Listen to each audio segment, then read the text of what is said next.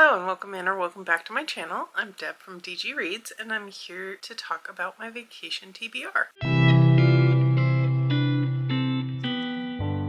At the beginning of March 1st in fact, I will be taking off for a week of sun and food and drink and relaxation with my best friend to an all-inclusive resort in Mexico. And we may get up to a few things while we're there, but primarily the goal is to sit and relax and read and drink and eat. So I've got my fun new vacation shirt that my friend bought me in honor of this trip, and I'm ready to talk about what books I'm planning to take with me to Mexico. So, necessities first. There's one book I absolutely need to be reading while I'm in Mexico, and that is Valor by John Gwynne. This is the second book in the Faithful and the Fallen series, and the live show for this one will be 2 days after I return from Mexico. So if I haven't finished it, I will be binging it on the plane ride home. This is, of course, for Faith Follow Along, the Catch Up Book Club's current series, and this is the book club hosted by Becca at Becca and the Books, and I am really excited to get into this one after really loving my reread of Malice. And then kind of while we're on the subject of Becca,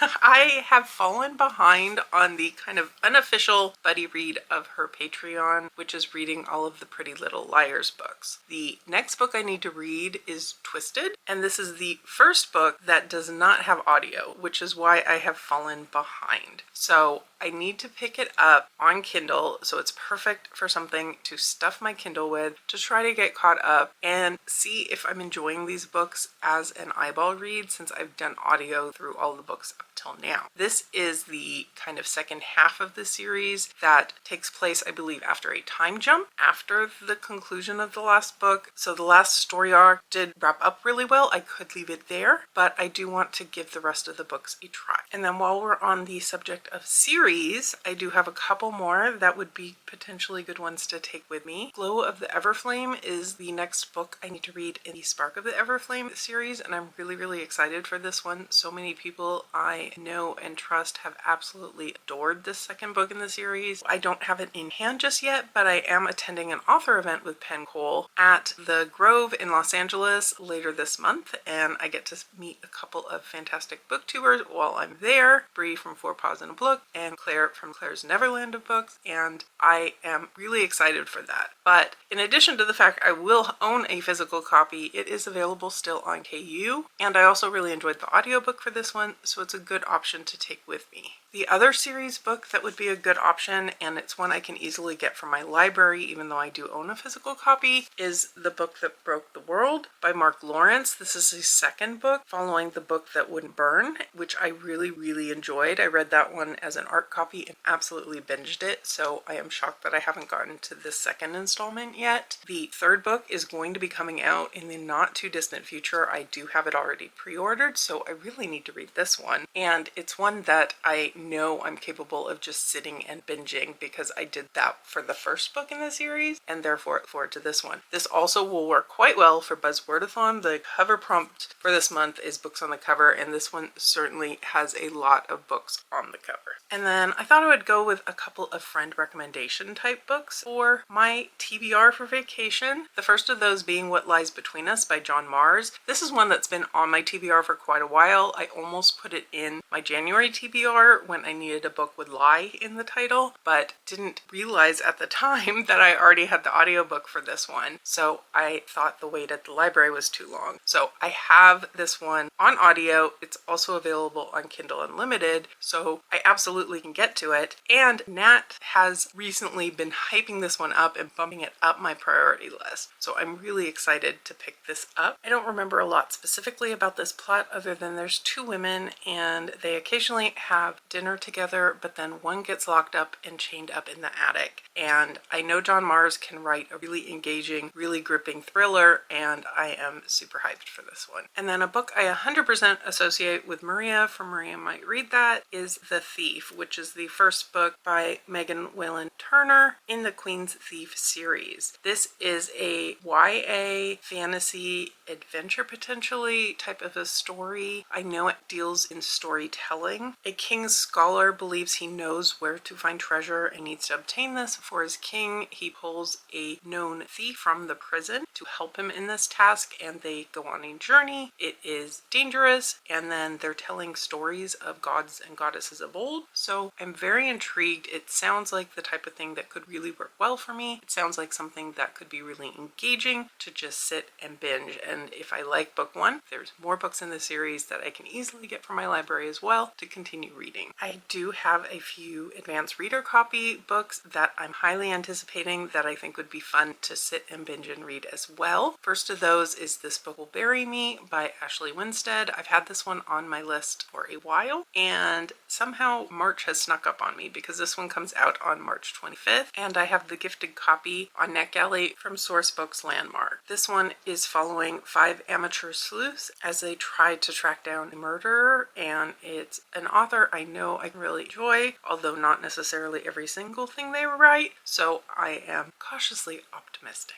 And then lastly for ARCs, I have White Line Fever by Casey Jones. This is one that I had hoped to maybe get to in my ARC attack for this month, but I don't think I'll quite get to it. And this one comes out on the 18th of March, so it's perfect timing to get to it during my vacation. I just recently read Black Tide by Casey Jones, which I enjoyed and found really easy to read, so I'm hoping this one will be as well. This one is about a road trip along a stretch of road known as the Devil's Highway, and things go really wrong. That's about all I know about the plot, but I'm excited to get into it. And this is a gifted copy I received from Tor Nightfire. There are a couple of books that I want to add to my list because it's just kind of travel tradition at this point. The first of these being Nothing More to Tell by Karen McManus. And it seems like just for whatever reason, I've always picked up a Karen McManus book on my flights when I've been traveling the last several times. They are the right type of gripping thriller, but not necessarily so in-depth that having distractions around you, loud fellow passengers, announcements on the overhead, and the like will take you too far out of the story and make you lose the plot. So I'm excited to have another one to add to my list. I have a few of her backlist and more recent books that I still need to get to, so I'm not running out just yet to keep adding these to my travel TBRs. With this one, we're following a young woman. She moved away from her hometown after her favorite teacher was killed. She's now moving back and determined to get answers to the murder that was never solved. In particular, I'm picking this one up again with Buzzwordathon in mind because the title word for March, thing, so nothing, works perfect. And then my other kind of tradition book